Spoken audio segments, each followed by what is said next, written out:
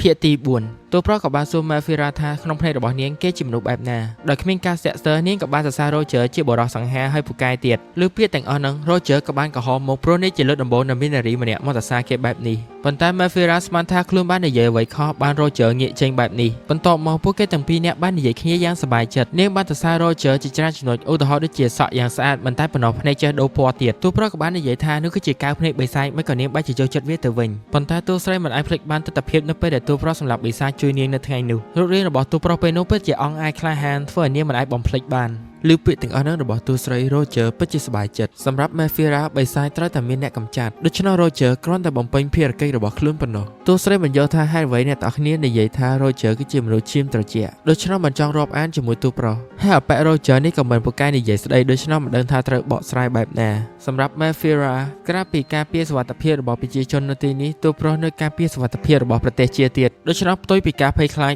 Mephira ពិតជាផ្ដល់ការគោរពយ៉ាងខ្ពស់ឲ្យ Roger បន្ទាប់មកទូប្រុសក៏បានបដូរប្រធានបទទៅនិយាយអំពីរឿងភ្ជាប់ពាក្យរវាងពួកគេទាំងពីរនាក់ឪពុករបស់ Mephira តែងតែប្រាប់នាងថាស្រឡាញ់នរណាគេមិនចាំបាច់មានវណ្ណៈខ្ពស់ក៏បានប៉ុន្តែមនុស្សដែលនាងស្រឡាញ់ពេលនេះមានវណ្ណៈពិតជាខ្ពស់នោះហើយក៏ជាមូលហេតុដែលធ្វើឲ្យ Mephira រៀងព្រួយបារម្ភប៉ុន្តែគិតដល់ទស្សនវិជ្ជាបាននៅក្បែរ Roger រៀងរាល់ថ្ងៃក៏ធ្វើឲ្យនាងពិតជាសប្បាយចិត្តគិតទៅគិតមក Mephira ក៏បានសួរទៅកាន់ Roger វិញថាក្នុងនាមជាអ្នកដែលមានវណ្ណៈខ្ពស់ទូប្រុសអាចរកបានមនុស្សស្រីល្អជាងនេះមិនក៏ជ្រើសរើសយកនាងអ្នកដែលមានកេរ្តិ៍ឈ្មោះមិនសូវល្អចំណូលចិត្តញ៉ាំសាច់បិសាចរបស់នាងអាចធ្វើឲ្យប៉ះពាល់ដល់កេរ្តិ៍ឈ្មោះរបស់ Roger ប៉ុន្តែ Roger ក៏បានប្រាប់នាងថាប្រជារាស្ត្រនៅតំបន់ដីដែលគេកាន់កាប់ប្រកាសជាស្វាគមន៍ទូស្រីព្រោះទីនោះគឺជាព្រៃ Azania ព្រោះអីនៅព្រៃមនុស្សទោះជាប្រមាញ់បិសាចប្រមាណដងក៏វាមិនអស់ហើយបិសាចកាន់តែច្រើននៅផ្ដុំគ្នានឹងបង្កើតចេញអាការៈបិសាចឈួតប្រៀបដូចនឹងបិសាចលើកមុនដែលបានវាយប្រហារទៅលើ Mephira ដូច្នោះនៅកន្លែងដែល Roger កាន់កាប់ថ្ងៃណាក៏ត្រូវតែកម្ចាត់បិសាចដែរដើម្បីកាត់បន្ថយហានិភ័យសម្រាប់ទូប្រុសបិសាចទាំងអស់នោះត្រូវតែកម្ចាត់ចោលដូច្នោះជួបមនុស្សដែលមានចំណងចិត្តចំពោះបិសាចដូចជាទូស្រីធ្វើឲ្យ Roger ពិតជាសប្បាយចិត្តហើយនាងនៅចេះធ្វើម្ហូបពីសាច់បិសាចទៀតធ្វើឲ្យទូប្រុសមិនអាចដកចេញបានយកមកនៅទឹកដីដែលទូប្រុសកាន់កាប់មនុស្សក៏ញ៉ាំសាច់បិសាចដែរប៉ុន្តែពួកគេមិនមានវិធីណាសម្អាតសាច់បិសាចដូចជាទូស្រីធ្វើនោះទេបិសាចនាំគ្រោះជាច្រើនក្បាលបែរជាខ្លាចជាម្ហូបដ៏ឈ្ងុយឆ្ងាញ់ឲ្យអ្នកទាំងអស់គ្នាបរិភោគបានដូច្នោះនៅទឹកដីរបស់ទូប្រុសគេជឿជាក់ថាអ្នកទាំងអស់គ្នានឹងស្វាគមន៍នាងទូស្រីគ្រាន់តែចង់ឲ្យអ្នកទាំងអស់គ្នាដឹងថាការស្រាវជ្រាវរបស់ម្ដាយនាងគឺជឿដល់អ្នកទាំងអស់គ្នាគ្រាន់តែប៉ុណ្្នឹងគឺនាងស្កប់ស្កល់បាត់ទៅហើយពេលនោះទូប្រុសក៏បានសន្យាថាពេលដែលអូននៅក្បែរបងនឹងគ្មាននរណាគេរារាំងអូនធ្វើអ្វីដែលអូនចូលចិត្តទៀតទេបងនឹងការពារមិនឲ្យរាល់កំណត់អាក្រក់ទាំងអស់នៅលើលោកវាប្រហារទៅលើអូនបដូរវិញអូនគ្រាន់តែប្រើប្រាស់ចំណេះដឹងដែលខ្លួនមានជួយទៅដល់ប្រជាជននៅទឹកដីដែលបងកាន់កាប់ស្រាប់ហើយពាក្យទាំងអស់ហ្នឹង Mephira មិនអាចពណ៌នាអំពីអារម្មណ៍របស់ខ្លួននៅពេលនេះមិនដឹងថានេះជាស្នេហាឬក៏ជាការដោះដូរតែខ្ជិលខ្វល់ច្រើនណាស់នាងយកព្រមធ្វើជាប្រពន្ធរបស់ Roger Mephira ចេះតែសារជ្រាវប៉ុណ្ណោះដូច្នោះទំនៀមទម្លាប់របស់អ្នកនាងម្នាក់គេមិនចេះនោះទេចំណែកការងារទៅប្រមាញ់បិសាចរបស់ Roger នាងក៏អាចជួយបានដំបូងនាងចង់ជួលនៅទូប្រុសបំពង់គ្រីស្តាខ្លះដើម្បីយកទៅប្រើប្រាស់កំពុងតែដល់កន្លែងផ្អែមល្ហែម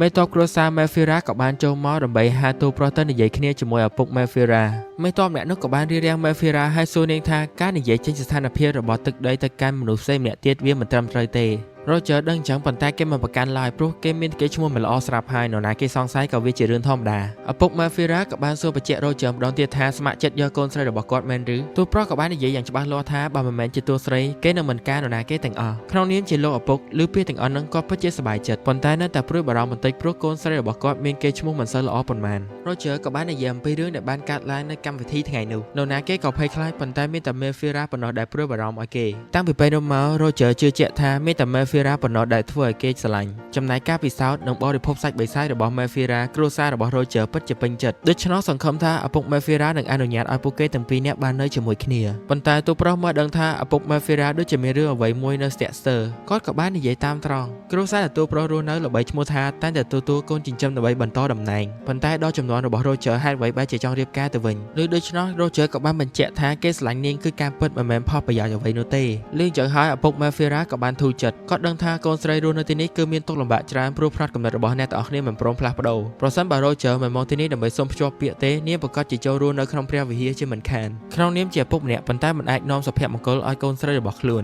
ដូច្នេះក៏សង្ឃឹមថា Roger នឹងជំនួសគាត់មើលថែ Mephira ឬដូច្នោះ Roger បានស្បត់ទាំងកិត្តិយសរបស់ខ្លួនថានឹងមិនឲ្យ Mephira ជួបទុក្ខលំបាកសូម្បីតែបន្តិចពេលវេលាក៏បានកន្លងផុតទៅរយៈពេល10ថ្ងៃ Roger បានត្រឡប់ទៅទឹកដីរបស់ខ្លួនវិញដើម្បីរៀបចំរីឯ Mephira នៅទីនេះក៏កំពុងតែរៀបចំអវ៉ាន់ដែរមីរបស់ ជាច្រើនដែល Mephira ត្រូវយកទៅដូច្នោះរត់ទៅរត់មកមិនចេះឈប់រាល់ការស្រាវជ្រាវដែលតាក់ទងជាមួយម្ដាយរបស់នាងនឹងយកទៅទាំងអស់ Roger ក៏បានទុកកងទ័ពប្រមាណអ្នកនៅទីនេះទៀតដើម្បីជួយនាងមុននោះក្រោយការនិយាយគ្នាពួកគេទាំងពីរនាក់ក៏បានភ្ជាប់ពាក្យតួស្រីរៀងភ្ញាក់ផ្អើលព្រោះលិខិតភ្ជាប់ពាក្យមនុស្សបានប្រើប្រាស់វេទមន្តការពារជាន់ខ្ពស់ Roger ក៏បាននិយាយថាវាដូចជាបញ្ជាក់ឲ្យស្នេហ៍របស់ពួកគេទាំងពីរនាក់អញ្ចឹងមិនអាចបំបែកបំបាក់បានហើយការពិតលោកឪពុករបស់ Mephira ក៏អ្នកចែកចាយពាក្យចចាមអារាមថានាងជាអ្នកចូលចិត្តហូបសាច់បិសាចក៏ធ្វើអញ្ចឹងគឺដើម្បីការពារកូនស្រីនិងការស្រាវជ្រាវរបស់ម្ដាយ Mephira ប៉ុន្តែក៏បែរជានឹកស្មានមិនដល់ថារឿងមនុស្សធ្វើឲ្យគេឈ្មោះរបស់តួស្រីមានការប៉ះពាល់ Roger ក្រោយពេលស្ដាប់ហើយក៏ខំតបអារម្មណ៍ហើយប្រាប់លោកឪពុកក្មេងថាកុំធ្វើអញ្ចឹងទៀតណាពុកតួស្រីអង្គុយនឹងតែមិនយល់ថាបុរសពីរនាក់នេះកំពុងនិយាយអីហើយបុរសទាំងពីរនាក់នោះក៏មិនចង់ប្រាប់ឲ្យនាងដឹងដែរដូច្នោះក៏លាក់ទៅ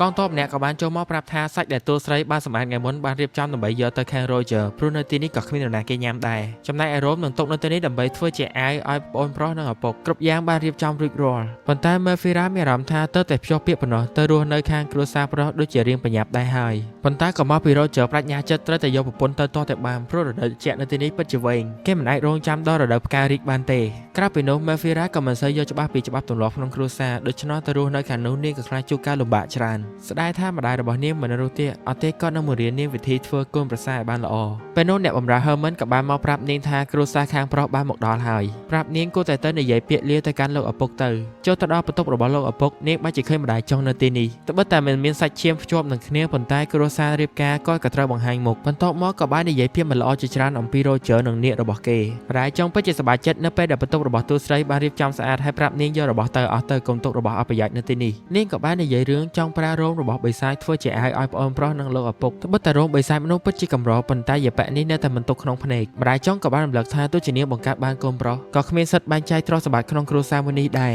តួស្រីក៏បានយល់ហើយមិនប្រកែកអ្វីទាំងអស់ទឹកមុខដ៏ស្ងប់អារម្មណ៍របស់តួស្រីធ្វើឲ្យម្ដាយចង់ពិតជាស្អប់ម្ដាយចង់បាននិយាយថាទឹកមុខរបស់ Mephira ពិតជាដូចទៅនឹងអ្នកស្រី Alice ក៏ត្រូវជាម្ដាយរបស់នាងឮហើយតួស្រីរៀងភ្ញាក់ផ្អើលព្រោះម្ដាយចង់បានហៅឈ្មោះម្ដាយនាងយ៉ាងស្និទ្ធស្នាលបែបនេះម្ដាយចង់ក៏បានរំលឹកទៀតថាទោះជាត្រូវគ្រួសារខាងប្រុសដេញចេញក៏គ្រួសារនេះមិនទទួលនាងដែរដល់ពេលនោះនឹងបញ្ជូននាងចូលក្នុងព្រះវិហារឲ្យរស់នៅហ្មង Mephira ក៏បានអរគុណការរំលឹករបស់ម្ដាយចង់ឲ្យចាក់ចេញពីទីនោះតួស្រីគិតថាម្ដាយចង់ស្អប់នាងក៏ជារឿងត្រឹមត្រូវក្នុងនាមជាកូនស្រីរបស់ស្ដេចក្រែងមួយតំបន់បែរជាមិនបំពេញភារកិច្ចរបស់ខ្លួនរាល់ថ្ងៃគិតតែស្រាវជ្រាវអំពីមុខម្ហូបថ្មីទាំងរឿងមនុស្សគឺជារឿងដ៏មិនត្រឹមត្រូវនៅតំបន់មួយនេះចេញតែក្រៅលោកឪពុកក៏បានសរសើរថានាងមើលទៅពិតជាដូចម្ដាយខ្លាំងណាស់កាលពីមុនម្ដាយរបស់ Mephira ក៏បានស្លៀកឈុតសម្លៀកបំពាក់ម្ដងនៅពេលដែលបានរៀបការមកគ្រួសារមួយនេះលើកទី1បានឃើញព្រិលពេលនោះគាត់ពិតជាសប្បាយចិត្តគាត់លេងព្រិលដល់ថ្នាក់ឈឺអស់ប្រមាណថ្ងៃទៀតបន្ទាប់មកឪពុកកូនទាំងពីរនាក់ក៏បាននិយាយពាក្យលាគ្នាក្នុងទឹកភ្នែកចែកដល់ពេលនោះ Roger ក៏បានជាអ្នកហោះមកដល់ Roger ក៏បានដាក់ស្នាមថារបស់ខ្លួនទៅលើដៃរបស់តួស្រីបន្ទាប់មកក៏បាននិយាយថារៀបការបានអូនគឺជាសំណាងក្នុងជីវិតរបស់បងលេងចឹងតួស្រីក៏បានអៀនឡើងក្រហមមុខហើយប្រាប់ឲ្យ Roger ថាកុំញ៉ាក់នាងទៀត Roger ក៏បានលាឪពុករបស់ Mephira ហើយរៀបការនឹងបានចាប់ផ្ដើមនៅរដូវផ្ការីកខាងតួប្រុសនឹងរៀបចំគ្រប់យ៉ាងដូច្នោះពេលនោះឪពុករបស់ Mephira គ្រាន់តែចូលរួមទៅបានហើយមុនពេលទៅ Roger ក៏បានប្រើវេទមន្តដុតរបស់គ្មានប្រយោជន៍ជាច្រើននៅក្រៅខ្នងរបស់ពួកគេសម្រាប់ Mephira នេះហាក់បីដូចជាកំជ្រួចដើម្បីស្វាគមន៍នាងមកកាន់ជីវិតថ្មី